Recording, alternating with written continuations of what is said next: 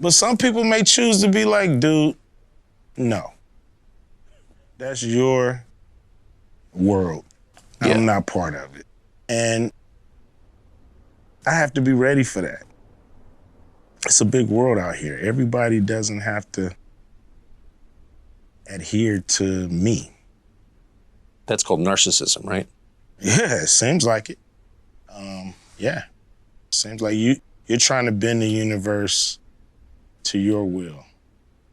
And it don't work like that. A lot of people make a lot of money off of the racists fighting against each other and bickering. And they the ones who push it in our face all the time that we're separate. And does feel like there's more of that, doesn't there? yeah, it seems like it's like you're stuck in a bad movie and you can't get out. Like you can't find the exit and it continues to play on the screen and you're just running around looking for the exit, and this bad movie continues to just haunt you day by day by day by day. You know, that's what we're caught in. I've known about the critical drinker for years, and while I feel some of his analyses can be spot on, you can clearly tell when he's acting like a mouthpiece for Melanin activism when he contradicts his own beliefs. He's been critical of Tomb Raider in the past and clamors for Crystal Dynamics to make new games with classic Lara Croft, but then he'll go on rants about Disney and their obsession with making movies about Mary Sues, or female protagonists with that can pretty much accomplish anything and everything without learning or developing throughout a story. Yet somehow Drinker doesn't seem to grasp that classic Lara Croft is also a Mary Sue. She also fits this very criteria. Yet somehow it's completely backwards in her case, as when Crystal Dynamics in 2010 decided to actually give her character development, weaknesses, and personality, the woke alarm goes off in his head. It doesn't make any sense considering what his whole shtick is supposed to be. Yes, it's a completely different Lara Croft, but it was certainly a necessary decision to make, seeing that her series has been stale and fan interest had been fading, because Crystal Dynamics just developed the same game over and over but with just different coats of paint. Now we've known for a while now that Phoebe Waller-Bridge was going to be a writer and showrunner for a Tomb Raider live-action series. For over 16 months, nothing substantial has really happened though. But regardless, the anti-woke propaganda machine has created a boogeyman out of her.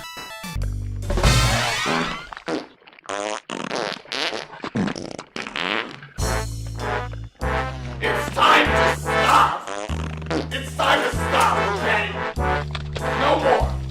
Where the fuck are your parents? Who are your parents? I'm gonna call Child Protective Services. It's time to stop! I don't go out of my way to see every show and movie she's involved with. I'm just more curious as to what the fuck is Melanin activists' problem with her. They hardly even know who this woman is, yet for some inexplicable reason, she's treated like she is the most vile person in the world. Even politicians that work closely to Trump are being brainwashed into thinking she's doing all this damage, when in actuality, she's just another figure in Hollywood that accepts gigs when they're offered to her. What makes this even more nonsensical is that these same people will try to get clout from J.K. Rowling, somebody that's actually politicized stories and characters for no reason, while Waller-Bridge hasn't. Where do these people get the idea that she's politicizing everything and making characters black and gay and whatever? I have no idea. She's been in charge of 2 shows thus far, and these so-called truth seekers can't even show an example of anything controversial she has produced, as if it's the next Velma or the next Proud Family, louder and prouder. All these accusations all come from influencers, or YouTubers that actually make stories up in their own heads. She hasn't actually been responsible for making movies or shows woke. They just want their audience to believe it's true, because they're desperate for clicks and views, and how they got them is to slander people they know nothing about. If not for the fact that she makes over $20 million a year, I'd entertain the idea of getting legal representation involved. Because if she were instead just a lowly writer who just happened to be working for Disney, like this Megan McDonnell lady who nobody knows anything about, I'd say these influencers are trying to defame her character. When, or if, all the woke hearsay is actually proven to be true, I'll be the first to let people know. She even said, political messages in TV are boring to see today. That was an actual quote in an interview from Vanity Fair that anyone can find. Anyways, our subject for today is Critical Dringer's Circle Jerk podcast featuring the usual like-minded influencers, Nerdrotics, Ryan Kinnell, Night's Watch. Again, nothing out of the ordinary has happened lately, but they just want to continue preaching to the choir. A lot of what these boys talk about, especially Drinker, can easily be disproven. In fact, I had no idea how little he actually knows about Tomb Raider, compared to what he leads people to believe. I'm not going to play the whole video, just a couple of key clips here. I was gonna, before we got into that whole tangent there, I was gonna give a little quote from Phoebe Waller-Bridge here, talking about her work on Tomb Raider. She said, quote, "If I could tell my teenage self this was happening, I think she'd explode. Tomb Raider was a huge part of my life, and I feel incredibly privileged to be bringing it to television with such passionate collaborators. Lara Croft means a lot to me." Bullshit! As she does to many, and I can't wait to go on this adventure, bats and all. I don't believe that you've played a single fucking Tomb Raider game in your life, actually. So, yeah.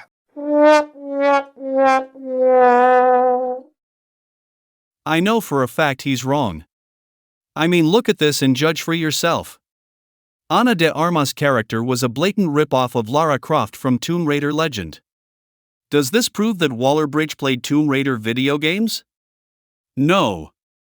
But it adds credence to it though, because it would be too much of a coincidence to get her dress from that game to nearly match up perfectly, even matching the makeup and the colored pistol she had. And the cherry on top is that this post from an Ana de Armas fan account had been online for almost 4 years now, so he had all this time to connect the dots, yet either he's not being resourceful or he's flat out trying to sweep it under the rug. Like they did like a graphical upgrade for it and stuff. Everyone loved it because it was classic Lara Croft, who actually raided tombs, who was unapologetic about being just essentially a treasure seeker, and was just fun, sensual, like didn't care, and wasn't concerned about having to cover up and having to return artifacts to their proper owners. That was like the essence of what made Tomb Raider compelling, and it's the only reason we got it was just a little glimpse into the past, because the remastered, or should I say the rebooted Tomb Raider games have just been a slow descent into disaster, because they are fundamentally incompatible with modern, like the modern philosophy for making video games. What? I have no idea what this means.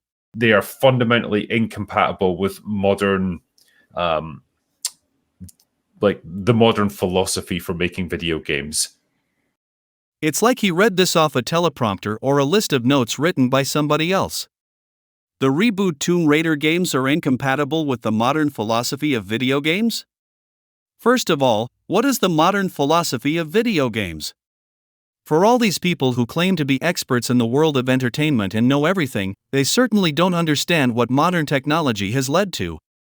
Cutscenes, cinematography, teams of writers, actors, motion capturing, A-list involvement. Dude, Western games today are movies. That's how the market has managed to expand over the years, because more and more consumers are becoming exposed to stories they can actually resonate with. Whereas before, 20 years ago, they couldn't tell Lara Croft's story in the ways that would excite the typical consumer, and she was essentially just a gaming mascot like Mario. And now that you have the capabilities, skills, resources, and manpower to give them character development, personality, interests, goals, like a movie, that's not what you call a modern philosophy? Because if Drinker had it his way, and we still had classic Lara Croft who never had to grow or learn or bond with other characters, he'd put her right into his Mary Sue category and call her woke along with Rey, Captain Marvel, and the others. They are damned if they do and damned if they don't. Because again, none of these people care about looking for the solutions, they want to look for the problems and figure out how they can make them worse. I'm not saying classic Tomb Raider is obsolete. But where was Drinker and many other people when Crystal Dynamics needed them in the mid-2000s and late 2000s? Playing other games. She has this like terrible reputation now amongst the internet, I guess. And for the life of me, I'm still kind of struggling to understand where it came from, because she's essentially done nothing of note since she came to Hollywood. Like, she did Fleabag, that put her on the map, and that's, by all accounts, it's actually a pretty good show. It's pretty well written, pretty well performed. It's actually a pretty smart examination of relationships, and I guess the ways that a very flawed female protagonist can go wrong in life. So I'm not going to knock Fleabag for what it is. That's fair enough. But since then, she hasn't really done much. It's like she's this threat. It's like she's like a nuclear missile. Like, the power of her seems to lie in the threat of her use rather than her actually doing anything. I know she was in Indiana Jones and the Dial of Destiny, but then she didn't write that. She was just an actress. What he says here is just flat out silly. A nuclear missile? Like, what the fuck? If that's a nuclear missile, this planet would be no more. So basically what he is saying is that Phoebe is power hungry and she manipulates studios into giving her the biggest roles in movies, which is complete fabrication. She was just in the movie, If. I saw this movie with my girlfriend and I didn't even know she was in it until the opening credits. She's this imaginary friend named Blossom, who's this old-fashioned butterfly that likes to dance. If you're saying she tries to usurp every movie, why isn't she the main character? Why didn't she replace Ryan Reynolds as the parent figure? Or why didn't she try to make her own character the main character? Because it's not a movie that Melanie Mactivists would tell me is a Phoebe Waller-Bridge movie by any means. Audiences actually liked this movie. Critics are critics. Sometimes you can agree with them, but usually you can't.